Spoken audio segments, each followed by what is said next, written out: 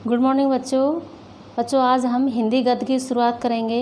हिंदी गद्य का जो पहला चैप्टर है उसका नाम है भारतेंदु हरिश्चंद्र। ठीक है, भारतेंदु हरिश्चंद्र का नाम आपने सुना होगा। ये हिंदी गद्य के बहुत ही पुराने लेखक, बहुत ही प्रसिद्ध लेखक हैं और इन्हें हिंदी गद्य का प्रवर्तक भी कहा जाता है। प्रवर्तक का मतलब होता है निर्माणकर्ता, जो बनाने वाला, यानी कि हिंदी गद्य की शुरुआती भारतेंदु हरिश्चंद्र से मानी जाती है। तो सबसे पहले हम इनके जीवन परिचय के बारे में पढ़ेंगे।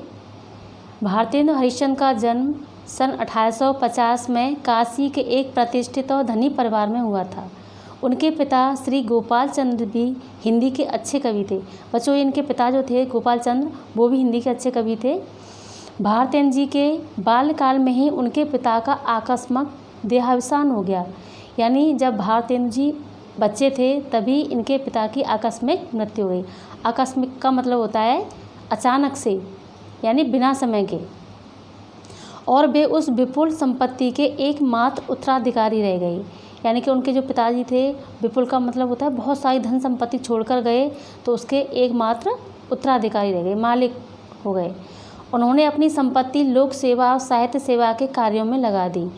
उनके जो पिताजी जितनी भी संपत्ति छोड़कर गए थे, उन्होंने सारी संपत्ति को लोगों की सेवा के लिए और साहित्य सेवा के कार्यों में लगा दी। उनके द्वारा स्थापित किया हुआ हाई स्कूल बनारस में अब हरिश्चंद्र कॉलेज के नाम से चल रहा है, और वर्तमान में भी आज उनके द्वारा जो हाई स्कूल बनाया गया वो आज बनारस में हरिश्चंद्र कॉलेज के नाम से चल रहा है। वे जन्म से ही कुशाग्र बुद्धि और प्रतिभाशाली थे। यानी कुशाग्र का मतलब होता है बहुत ही तेज बुद्धि के थे और प्रतिभाशाली थे, अनेक प्रतिभाएं यानी अनेक गुण थे उनके अंदर। कविता करने का शौक भी उन्हें बचपन से ही था। 16 वर्ष की आयु होने पर तो उन्होंने ग्रंथ की रचना आरंभ कर दी, यानी जब 16 वर्ष के थे तभी उन्होंने ग्रंथ लिखना शुरू कर दिया था। लगभग 35 वर्ष की अल्पायु में ही सन 1885 ईस्वी में उनका स्वर्गवास हो गया, यानी केवल 35 वर्ष के ही थे तभी इनकी मृत्यु हो गई। अल्पायु मतलब बहुत कम ही आयु में इनका देहांत हो गया। भारतेंदु को वर्तमान हिंदी गद्य का प्रवर्तक माना जाता है। यानी भारतेंदु हरिश्चंद्र कहते हैं कि हिंदी गद्य की शुरुआती भारतेंदु से मानी जाती है और ये हिंदी गद्य के निर्माणकर्ता यानी निर्माता माने जाते हैं। प्रवर्तक का मतलब होता है एक तरह से निर्माता। भाषा और साहित्य दोनों पर उनका स्थायी प्रभाव पड़ा है। उन्होंने गद्य की भाषा को परमार्जित कर उसे मधुर और स्वच्छ बनाया है। यानी ये जो भारतेंदु थे, इन्होंने ये जो गद्य की जो भाषा थी उसको परमार्जित का मतलब होता है उसकी जो अशुद्धियाँ थी वो दूर करके इसे शुद्ध बनाया और मधुर बनाया। वे सुधारवादी थे। प्राचीन और नवीन का सामंजस्य भारतेंदु की सबसे बड़ी विशेषता रही है। बच्चों, सबसे बड़ी विशेषता इनके जो गद्य की थी वो ये थी कि उन्होंने जो प्राचीन समय है और जो नवीन समय है, इन दोनों में सामंजस्य बिठाया। ठीक है, आपकी भाषा में संस्कृत के तद्भव शब्दों की भी बहुत आयत है। लोकोक्तियाँ और मुहावरों के प्रयोग से उनकी भाषा में और भी लालित्य आ गया है। यानी जब लोकोक्तियों और मुहावरों का प्रयोग भी इन्होंने किया है तो इससे जो भाषा है वो और भी ज़्यादा रोचक बन गई है। स्थान स्थान पर रोचकता बढ़ाने के लिए उन्होंने हास्य और व्यंग के भी प्रयोग किए। यानी इन्होंने अपने जो कृतियाँ हैं उनमें हास्य और व्यंग दोनों का ही प्रयोग किया है। यानी कि जैसे बोर नहीं हो या हमें उबाऊपन महसूस नहीं हो, इसके लिए जगह जगह पर उन्होंने हंसने के लिए, लोगों को हंसाने के लिए ऐसे शब्द डाले हैं। और व्यंग भी, जो समाज में छुआछूत भेदभाव जो भी कुरीतियाँ हैं उन पर व्यंग भी किया है इन्होंने। उनकी देश सेवा और साहित्य सेवा से प्रभावित हो उस युग की जनता ने उन्हें भारतेंदु की उपाधि से सुशोभित किया। तो उनकी जो देश सेवा थी और जो साहित्य सेवा थी, इससे खुश होकर लोगों ने, उस युग की जनता ने उन्हें भारतेंदु की उपाधि दी। यानी कि नाम तो इनका हरिश्चंद्र था, लेकिन ये जो भारतेंदु की थी ये इनकी उपाधि थी जो लोगों ने खुश होकर इन्हें प्रदान की थी।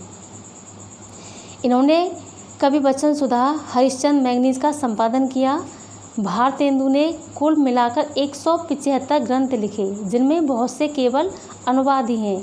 इनके द्वारा लिखे जिन नाटकों का हिंदी संसार में बड़ा आदर है उनमें वैदिकी हिंसा न भवती, कपूर मंजरी, सत्य हरिश्चंद्र, चंद्रावली नाटिका, भारत दुर्दशा, अंधेर नगरी, नील देवी, मुद्रा राक्षस आदि बहुत प्रसिद्ध हैं। ठीक है, तो बच्चों ये तो इनकी कृतियाँ थीं। आपको ध्यान रखने की बात यह है कि जैसे भारतेंदु हरिश्चंद्र का जन्म, मृत्यु और इनकी कृतियाँ, इन पर विशेष ध्यान देना है, आपको नोट करना है। और इस चैप्टर में जैसे ये क्या कह रहे हैं कि प्रस्तुत निबंध भारतेंदु जी की विनोद प्रिय प्रवृत्ति का प्रतिनिधि उदाहरण है। विनोद प्रिय कहते हैं, विनोद का मतलब होता है एक तरह से खुश होना या खेल खेल में किसी चीज़ को कह जाना। इसमें इन्होंने तत्कालीन समाज का एक व्यंग्यपूर्ण चित्र अपनी हास्य व्यंग्यात्मक शैली में प्रस्तुत किया है। तत्कालीन का मतलब होता है उस समय की।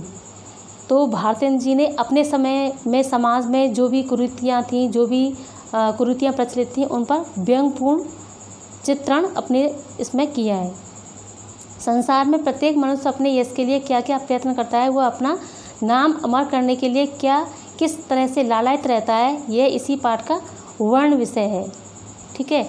समाज में धर्मांधता, जैसे धर्मांधता का मतलब होता है धर्म में अंधे। तो धर्म के नाम पर लोग एक दूसरे को किस तरह से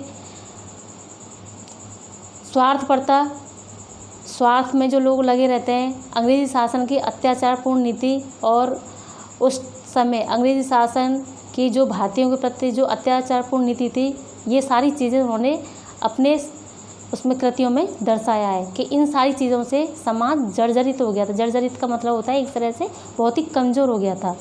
शिक्षा के पवित्र क्षेत्र में भी लोग क्या सोचते थे, इन बातों का व्यंग्यपूर्ण चित्रण इन्होंने प्रस्तुत किया है। कहने का मतलब यह है कि जैसे इसमें जो भारतेंदु हरिश्चंद्र जी हैं वो कह रहे हैं कि संसार में प्रत्येक व्यक्ति अपने यश के लिए कुछ भी करता है।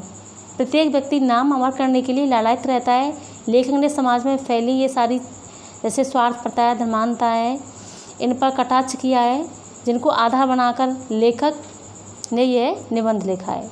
तो बच्चों आज का ये यहीं समाप्त करते हैं। कल हम अगले चैप्टर इस पैराग्राफ की रीडिंग करेंगे।